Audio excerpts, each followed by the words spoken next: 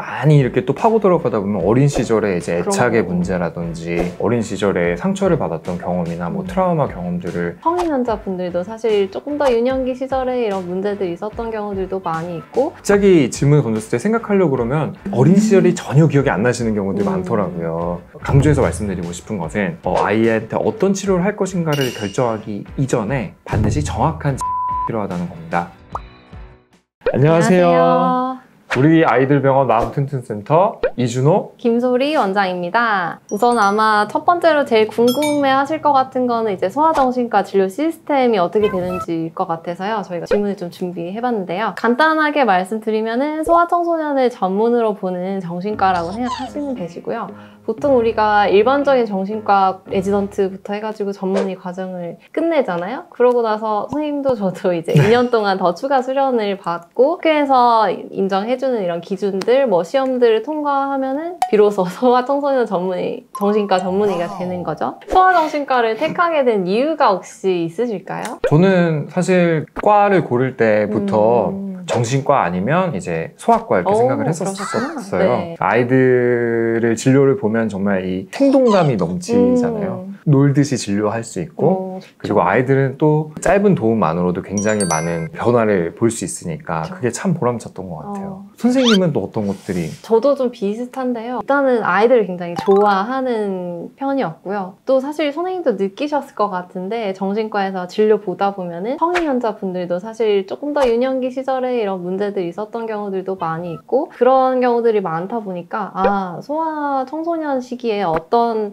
힘듦이 있는지 또 어떻게 우리가 도와줄 수 있는지 이런 것들을 공부를 더 하면 좋겠다. 조금 넓게 보고 싶다 이런 생각에서 소아정신과를 택하게 되었습니다. 사실 성인분들 진료를 볼 때도 보면은 많이 이렇게 또 파고 들어가다 보면 어린 시절에 이제 애착의 문제라든지 어린 시절에 상처를 받았던 경험이나 뭐 트라우마 경험들을 안고 계시는 분들이 상당히 많더라고요. 맞아요. 그래서 사실 이 소아정신과를 하게 되면서 성인이라는 존재에 대해서도 훨씬 더 폭넓게 알 수 있게 되는 그런 계기가 됐던 것 같습니다. 그리고 어머니들께서 상당히 많이 궁금해 하시는 게 정신과 가본 경험이 많이 없으시잖아요. 네. 어른도 안 가봤는데 애들 가보면 도대체 뭘 준비해야 되나 가기 전에 뭐라도 해가야 되나 이런 것들을 많이 좀 고민하시고 망설이시는 분들이 많더라고요. 당연한 건데 병원에 오실 때는 일단 내가 누군지 밝힐 수 있는 신분증, 그러니까 아이의 신분증도 필요하고 엄마 아빠의 신분증도 필요하시고요. 이 관계가 가족이 맞는지 확인을 시켜주기 위해서 가족관계 증명서도 필요하고요. 그리고 제가 생각할 때는 어쨌든 진료를 보러 올 때는 어떤 거에 대해서 내가 보고를 할지 이런 것들을 미리 생각해 오시는 게 참 도움이 되더라고요. 네. 이제 진료 시스템이 어떻게 되는지도 궁금해 하실 것 같아요. 네. 병원 오게 되면은 그날 뭐 바로 진단을 하는지 뭐 치료를 바로 하는지 이런 과정들이 궁금하실 텐데요. 가장 좀 강조해서 말씀드리고 싶은 것은 아이한테 어떤 치료를 할 것인가를 결정하기 이전에 반드시 정확한 진단이 필요하다는 겁니다. 아이가 힘들어해요. 그러면 바로 어떤 약을 쓰고 바로 치료를 한다기보다는 아이가 힘들어하는 부분이 어떤 진단에서부터 오는 것이고 어떤 어려움을 갖고 있기 때문에 어떤 치료가 적절하고 또 얼마나 치료를 해가야 될 것인가에 대해서 평가를 하는 것이 향후에 아이의 치료 경과에도 굉장히 많은 영향을 미치게 되고 그 다음에 치료도 훨씬 더 잘 진행될 수 있다. 이렇게 말씀을 드리고 싶어요. 네, 선생님께서 좀 추천하는 이 초진 씨의 뭐 팁이라든지 이런 게 있으실까요? 어머니들이 딱 진료를 오시면 막상 이제 갑자기 질문을 던졌을 때 생각하려고 그러면 어린 시절이 전혀 기억이 안 나시는 경우들이 많더라고요. 왜냐면 워낙 바쁘게 키웠고 또 바쁜 삶을 살면서 아이도 키워내셨기 때문에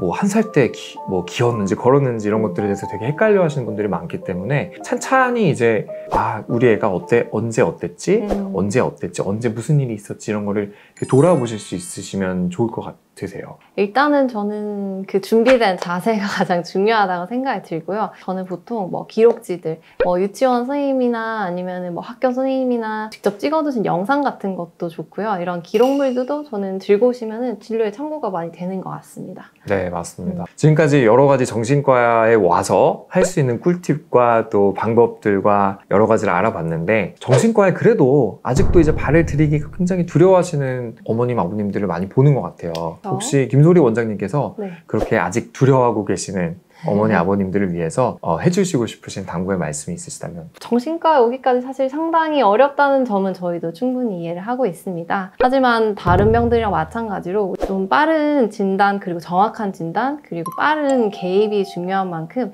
정신과에 오는 것을 두려워하지 않으셨으면 하는 마음이 개인적으로는 있고요. 그런 말을 저는 자주 드려요. 이렇게 상황에 대해서 부인하는 것보다는 받아들이고 병원에 도움을 청하러 오는 것이 훨씬 더 건강한 삶을 살기에는 도움이 된다.